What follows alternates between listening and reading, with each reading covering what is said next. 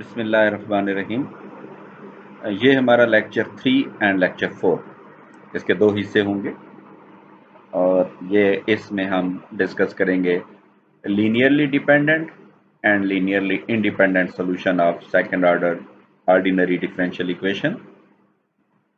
We will define the Wronskian and its applications in this lecture, and in second section of this lecture we will discuss the second order differential equation has only two linearly independent solutions, and we will try to find the second solution of second order differential equation.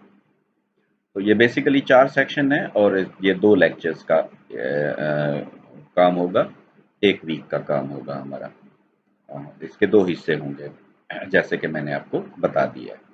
तो first portion में we will discuss linearly dependent and linearly independent solution order differential equation. यहाँ पे हमारे पास एक linear differential equation of order 2 second order दिखाई गई है. इसके जनरल सॉल्यूशंस जो हैं वो दो हो सकते हैं. The general second order linear differential equation y d square y over d of x square plus p of x dy over d of x plus q of x y is equal to r of x. अब ये याद रखना है आपने कि अगर किसी differential equation की राइट हैंड साइड पे या उस इक्वेशन के अंदर कोई ऐसा फंक्शन आ रहा है जिसमें y या उसका डेरिवेटिव नहीं है तो वो नॉन होमोजीनियस डिफरेंशियल इक्वेशन होगी. उसको होमोजीनियस बनाने के लिए इसका राइट हैंड साइड या y independent part of the equation that must be equal to 0. Means कि अगर आप r ऑफ x को 0 के बराबर रख देंगे तो ये होमोजीनियस हो जाएगी. तो ये नॉन होमोजीनियस डिफरेंशियल इक्वेशन है जिसमें p of x, q of x, r of x are the function of x only. तो this is in fact non homogeneous second order differential equation. अब जैसा कि मैंने अभी आपको बताया कि the term r of x in the equation above equation is isolated from the others and written on right hand side because it does not contains the dependent variable y. ये बात मैंने आपको पिछली उसमें एक्सप्लेन कर दी थी. अगर आप r of x को 0 करेंगे तो then it will become homogeneous. बस. अब होमोजीनियस डिफरेंशियल इक्वेशन के दो सॉल्यूशन होते हैं, एक y1 and the second one y2. उनको लीनियर कॉम्बिनेशन में ऐसे लिखा जा सकता है y is equal to c1 y1 plus c2 y2. अब ये सॉल्यूशन कब लीनियरली डिपेंडेंट होंगे और कब लीनियरली इंडिपेंडेंट होंगे we will discuss it in. अब यहाँ पे c1 और c2 आर्बिट्रेरी कांस्टेंट हैं.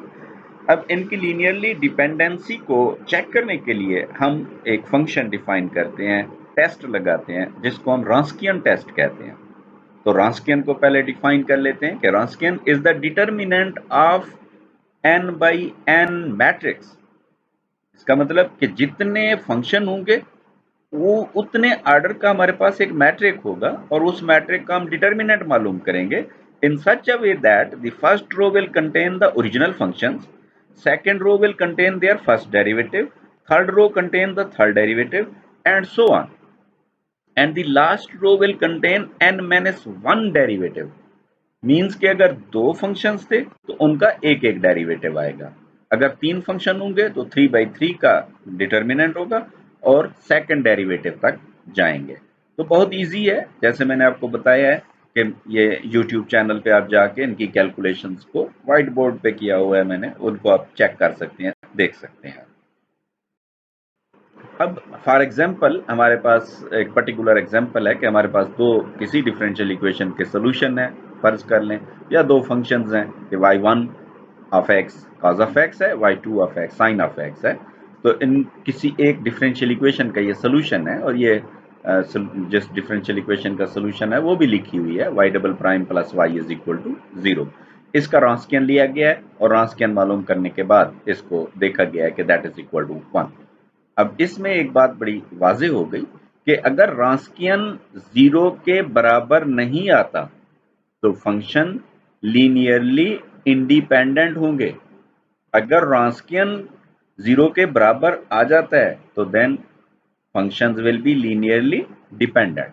अब लीनियरली इंडिपेंडेंट और लीनियरली डिपेंडेंट का कंसेप्ट यहाँ पे हमने क्लियर कर लिया कि हम उसको चेक करेंगे on the basis of Wronskian कि अगर रॉन्स्कियन 0 के बराबर है, omega is equal to 0, then linearly dependent.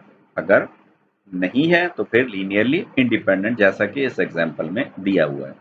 अब आप कह सकते हैं, क्वेश्चन कर सकते हैं कि साइन ऑफ एक्स और कॉज ऑफ एक्स को तो हम एक लीनियर एक इक्वेशन से लिख सकते हैं, sine square x plus cos square x is equal to 0।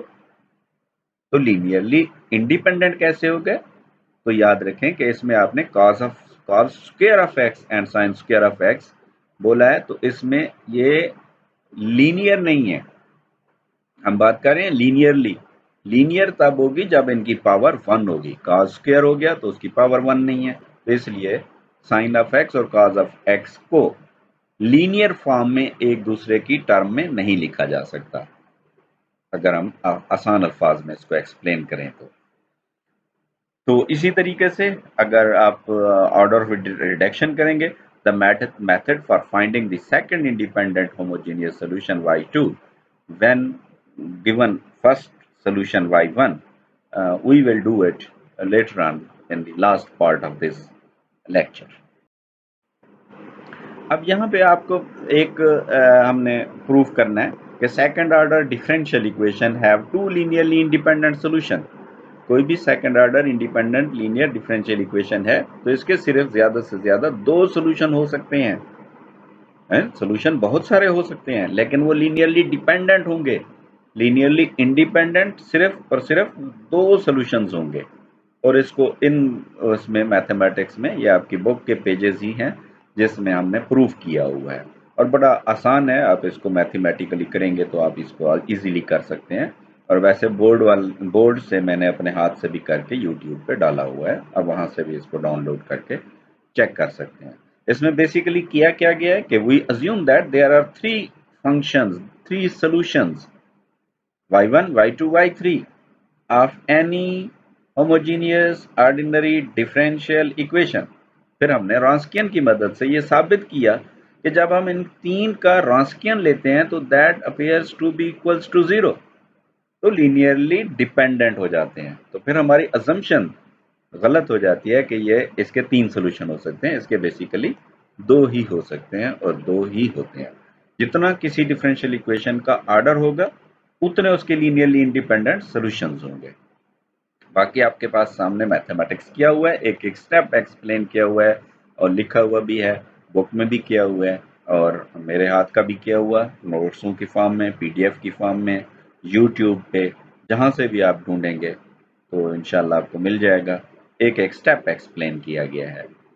Basic जो इसमें आइडिया इस्तेमाल किया गया है वो यही है कि आपने किसी भी थ्योरम को जब आप प्रूव करना चाहते हैं तो आप उसमें अज्यूम करते हैं कि ये जो स्टेटमेंट है वो गलत है या ये स्टेटमेंट ठीक है, आप उसको फिर गलत साबित कर देते हैं, तो उसको निगेट कर देते हैं। तो this is main idea of this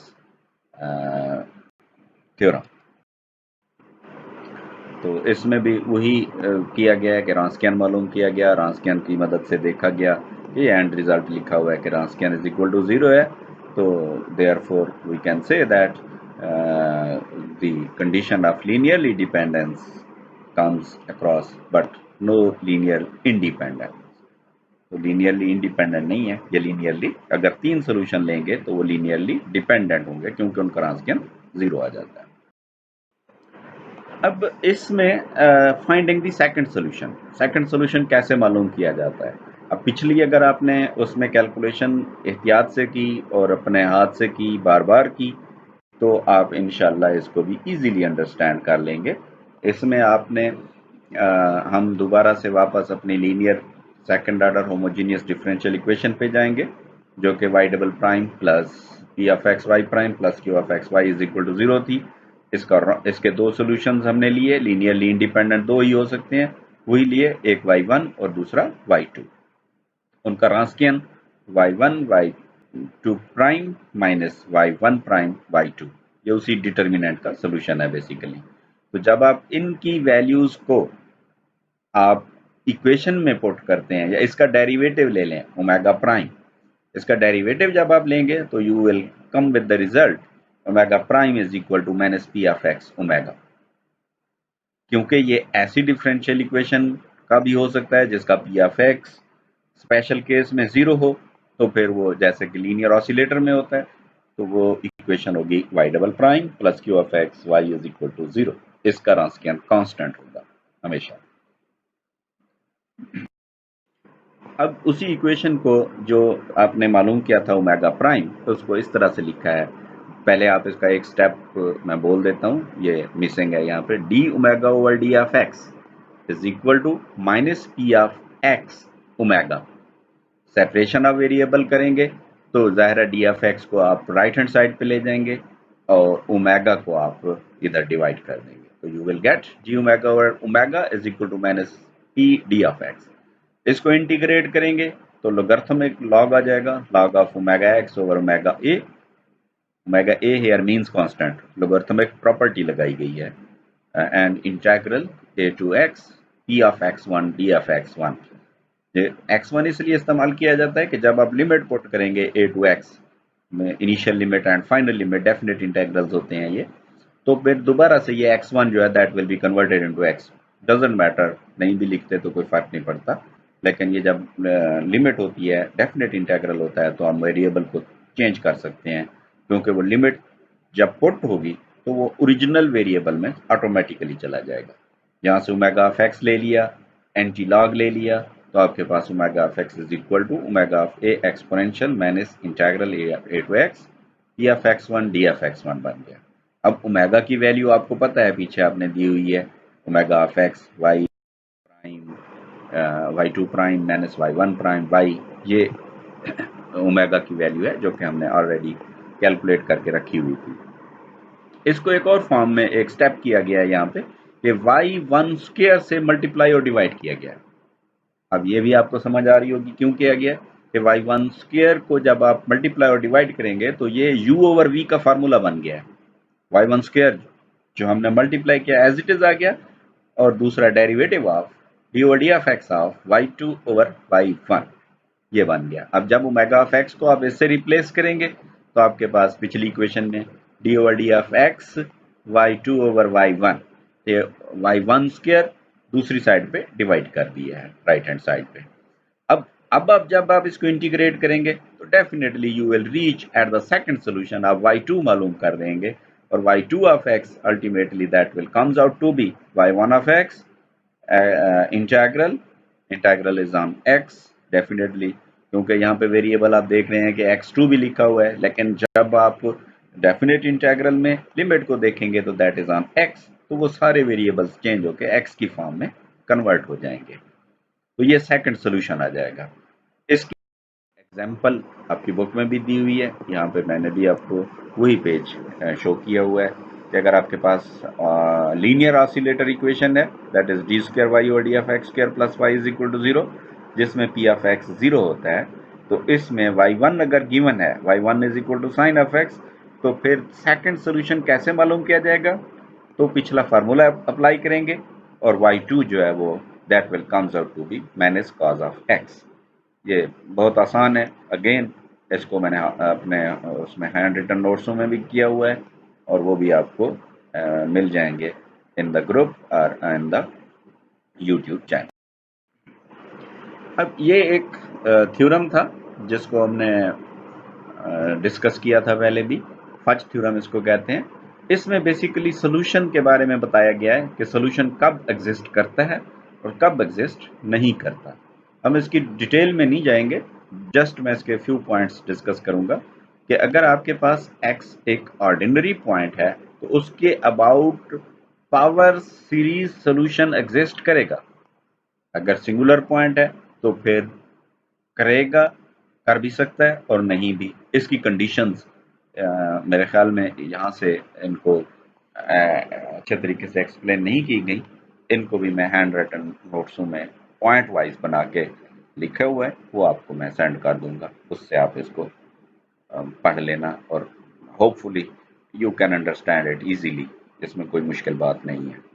फिर भी अगर कोई प्रॉब्लम आएगी तो I am here in the group, you can ask me in WhatsApp group. or you can even inbox me the message.